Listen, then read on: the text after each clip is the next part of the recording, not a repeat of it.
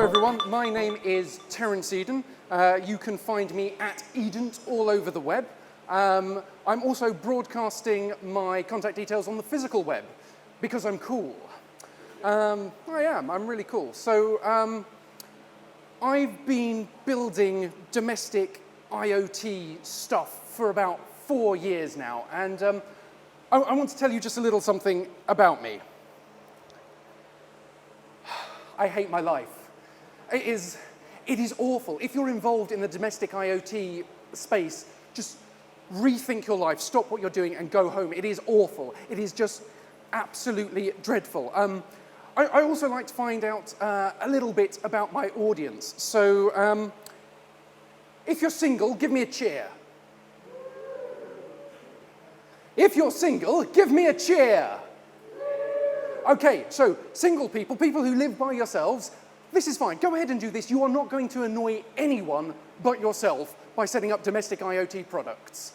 If you live with people, don't do this. So at the moment, I have my in-laws living with me, which is fine. But the other day, I walked out of my house, and my internet-connected thermostat noticed that my phone had left its geo-targeted area. And so it used if this then that to tell my smart light bulbs to switch off, which then caused my father-in-law to ring me and not unreasonably ask, why have all the lights gone off? How do I turn them back on? So I began talking him through the process of installing the app on his Android tablet, which he's got, and then how to configure it. And he said, I'm going to have to stop you. I need to call you back. Your internet-connected Hoover has just started. It's too noisy, and I don't know how to switch it off.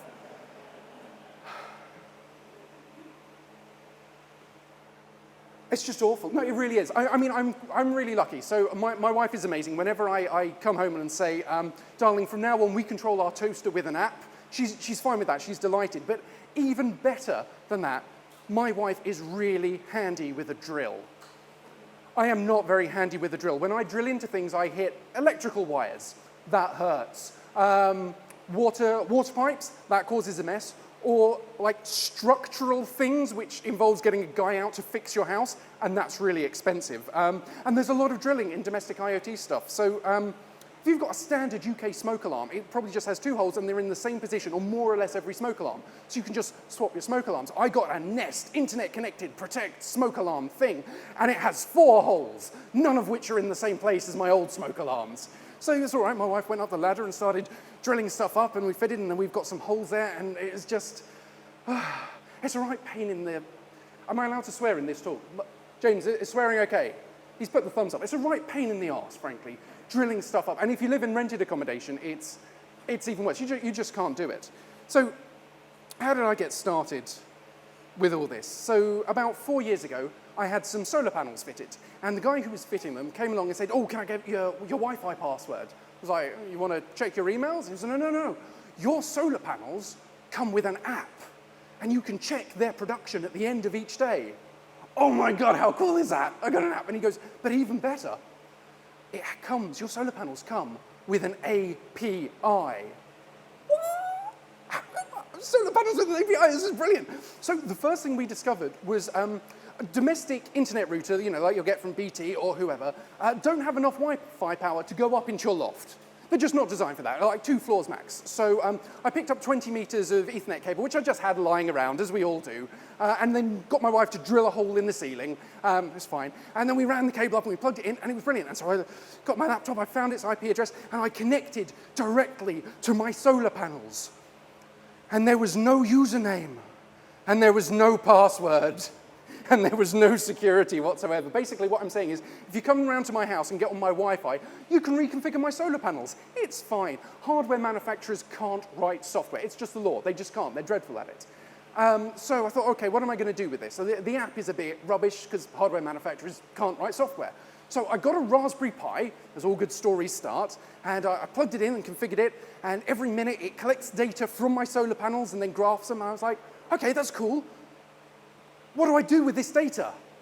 Well, of course, there is only one serious answer, and that's you put it on Twitter. So if you follow at Edent_solar, go now, I can see you all on Twitter, go to Edent_solar. At precisely sunset every day, my Raspberry Pi tweets this graph. It's pretty cool. Yes? Yes, it's cool. Good. Good. I don't know why I did that.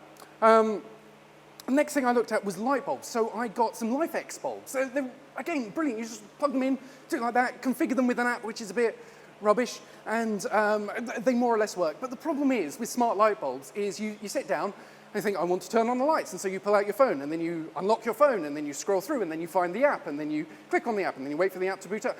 I was like, no, this will not do. I want voice-controlled light bulbs. So I wrote a little program using Chrome's speech-to-text API, and now, when I say out loud, Lumos, my lights come on, and Nox, and they go off, and I am just like Harry Potter. It's brilliant.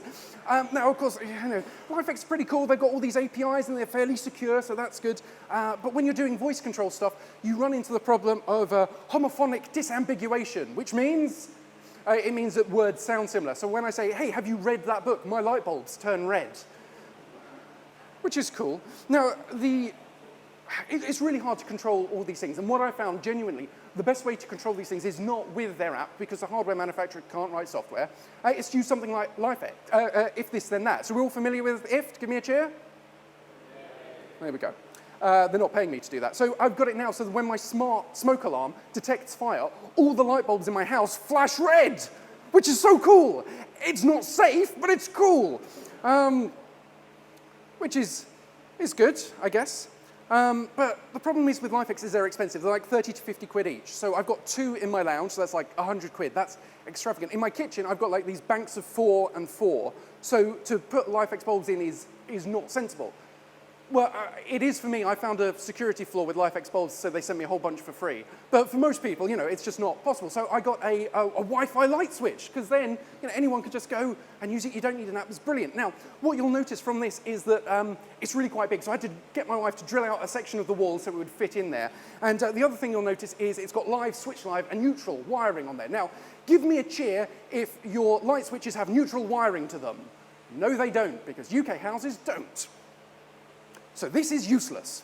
And you'll find a lot of this with domestic IoT stuff, is that if it's designed for America, it only runs on their puny 110-volt system, not on our really awesome 220 volts. And if it's designed for Europe, it will work with their superior wiring, but not with our inferior wiring. But I wired it up anyway, and I connected it. And the way this works is that this light switch makes a permanent connection to an IP address in Hong Kong. That's fine. No, it is fine. I did a port scan of the IP address, and the server's running Windows, Vista. I'm sure the combined might of all the world's hackers are not going to penetrate Windows Vista's defenses, and if they did, all they'd have is access to my entire LAN. Anyway, so the way the app works, so the app for this is also rubbish, because hardware manufacturers can't write apps, and it's not allowed on the Google Play Store, so you have to download it from China over an unsecure connection, and this is the permissions that my light switch app asks of me. Ah! Why does my light switch need to make premium rate phone calls? Why? I'm serious. This is it. This is it. No, but let's just assume that they're benign. I mean, the way the app works is it sends a serial number of your light switch to China, and then the Chinese server sends it back down. Now, of course, the serial number is only 7 digits, so you can just turn on and off anyone's light switches if you want. This just drives me crazy. Talking of driving, good segue, I drive a BMW because I'm a wanker. But because... And a round of applause, excellent. But because I'm a hippie wanker, I drive a pure electric car. This is the i3, and this has a permanent 3G connection to it, and it's got an app, and the app it's a bit crap because BMW don't know how to write apps. But the interesting thing is, I am driving around in an unpatched Linux box. Now, I know what you're saying, how do you know it's unpatched? Well, it runs lots of open source stuff, and they sent me the source code, and I put it up on GitHub, and I started weeping. So if you do a search for BMW i3 Linux, you'll find my GitHub repo with this, and it's in a dreadful state. The software which runs your car just is awful. If you took a look at it, it would make you cry. Now, BMW used to have an API, so you could get sensor data out of your car and control your car using their API, and they shut it down. And I don't know why. And I asked them, can I have access? And they went, no. So, we're all hackers here, right? What do we do if someone doesn't give you access? You know the answer to this, right? Hack the mainframe! Hack the mainframe! My car is Unix, and I know this. It's so cool. In reality, it was a bit more like this than that. But so hacking it was fun. So I put a little man-in-the-middle server on my Android phone, and because their engineers don't believe in proper security, I was able to intercept all the traffic from my phone and get the credentials and see all the API calls going backwards and forwards. And so now I have a little Raspberry Pi which controls my car. And it gets details about my journey, and it can lock it, and it can flash the lights and sound the horn, and oh my God, this is so cool. But what can I do with all this data? I mean, it would be nice to have it on like a smartwatch or something, but I'm not writing a smartwatch app. I'm not clever enough to write a smartwatch app. So what do? Well, again, there is only one real solution. Yep, we stick it on Twitter. So if you go to @Eden_car, you will see my car, and every time it does something, it tweets. And actually, Twitter is better than almost every other IoT platform in the world. Sorry, professional IoT people, but it is, because I have access to it. I can create private groups. If I've got the Twitter app, I can get notifications, and I can send it commands. It's absolutely brilliant, absolutely brilliant. So by this stage, I've accumulated loads and loads of IoT kits, and not just Raspberry Pis, but some big stuff, and it's expensive. So I need security cameras. I need some IoT security cameras so I can see what's happening. So I bought this set, and the cameras are really cool, but the software is really crap. And I have to configure it with Windows, with Internet Explorer. Literally, I can't configure my cameras without IE. And then one day they stopped working because the hub is made by this company, and they'd gone bust, or they got bought by someone, and they were like, well, it was cheap, we're not offering you any support. I mean, it's like the little printer and the other stuff from earlier. I was like, oh, man, that sucks. I like these cameras, and I can't use them anymore because they've end of life. So I'm now going to teach you how to hack security cameras. So this is technical, so if you want to take notes, that's great. What you're going to need is a paperclip. You unbend the paperclip, and then you find this little hole marked reset, and you just sort of shove the paperclip in there for 10 seconds. And that's it. And most security cameras on the market can be defeated. Even the ones which you mount on the outside of your house, like mine, shove a paperclip in, 10 seconds later, they've reset to default. That's fine. That's good. So I looked online, and I found the default username for my security cameras is administrator.